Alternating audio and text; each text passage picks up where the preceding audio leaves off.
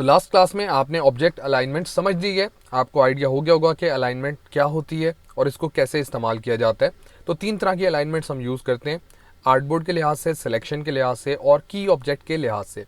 अब इस क्लास में मैं आपको एक एग्जैक्ट एग्जाम्पल देने जा रहा हूँ ताकि आपको ये बात क्लियर हो जाए कि किन किन सिचुएशंस में हम अलाइनमेंट्स को इस्तेमाल कर सकते हैं प्रैक्टिकली।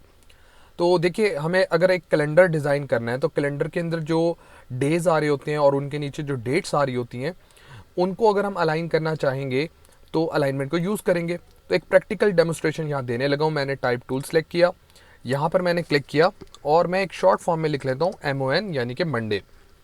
सिलेक्शन टूल दोबारा सेलेक्ट करेंगे ताकि टेक्स्ट जो है वो डिसेबल हो जाए। यहाँ पर हमारे पास जूम टूल दिया हुआ है, कीबोर्ड से अगर आप Z प्रेस करेंगे तो जूम टूल सेलेक्ट हो जाएगा। मैं इस एरिया पर थोड़ा सा जूम कर लेता हूँ ताकि क्लियरली नज़र आ सके। सिलेक्शन टूल मैंने सेलेक्ट किया, अब मुझे इसकी कॉपीज़ बनानी है। एक डे तो हमारे पास आ चुका है, 6 हमें और चाहिए यानी कि 7 डेज अ वीक। तो मैं ऑल्ट प्रेस करूँगा, क्लिक को होल्ड रखूँगा और शिफ्ट को भी होल्ड कर लूँगा और माउस पॉइंटर को करूँगा ड्रैग ताकि कॉपी बने। अब मैंने क्लिक छोड़ दिया और ऑल्ट और शिफ्ट को अब मैंने छोड़ा है। अब इनको डुप्लीकेट बनाने के लिए कंट्रोल D हम यूज़ करेंगे 5 टाइम्स, क्योंकि 2 हमारे पास आ चुके हैं, हमने 7 बनाने हैं तो 5 और बनाने पड़ेंगे। तो कंट्रोल D प्रेस करेंगे 5 दफ़ा, 1 2 3 4 5।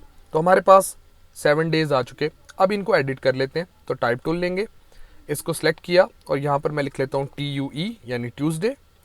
यहाँ पर मैं लिखूँगा WED यानी वेंसडे। इसको सेलेक्ट करके मैं लिखूँगा THU यानी थर्सडे। इसको सेलेक्ट करके मैं लिखूँगा FRI यानी फ्राइडे। इसी तरह इसको सेलेक्ट करके हम सैटरडे कर देंगे SAT और इसको हम कर देंगे Sunday SUN। Okay, selection tool select कर लिया ताकि टेक्स्ट डिसेबल हो गया। अब इसके नीचे हम बनाते हैं डेट्स। तो मैंने टाइप टूल सेलेक्ट किया और यहाँ क्लिक करके मैं लिख रहा हूँ 01। इसको मैंने सेलेक्ट कर लिया और थोड़ा सा नीचे ले आते हैं।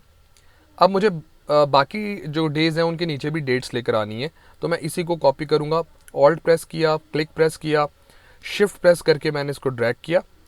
उसके बाद अब मैंने क्लिक छोड़ा, ऑल्ट शिफ्ट छोड़ दिया और कंट्रोल D प्रेस करके मैं इसकी कॉपीज़ बना रहा हूँ। यहाँ पर देखिए 7 कॉपीज़ इसकी बन चुकी हैं। अब इन सारों को मैं सेलेक्ट करूँगा, ऑल्ट प्रेस करूँगा, क्लिक प्रेस करूँगा और नीचे की तरफ भी हमें इसकी कॉपीज़ बनानी है। तो 2 बन गई, 3 और बनानी है यानी 5 होंगी। तो 4 और ये 5। तो यहाँ पर देखिए हमारे पास जब हम कैलेंडर डिज़ाइन करेंगे, मैं आपको प्रैक्टिकली सिखाऊंगा, उसमें ये चीज़ हम प्रॉपर तरीके से करेंगे।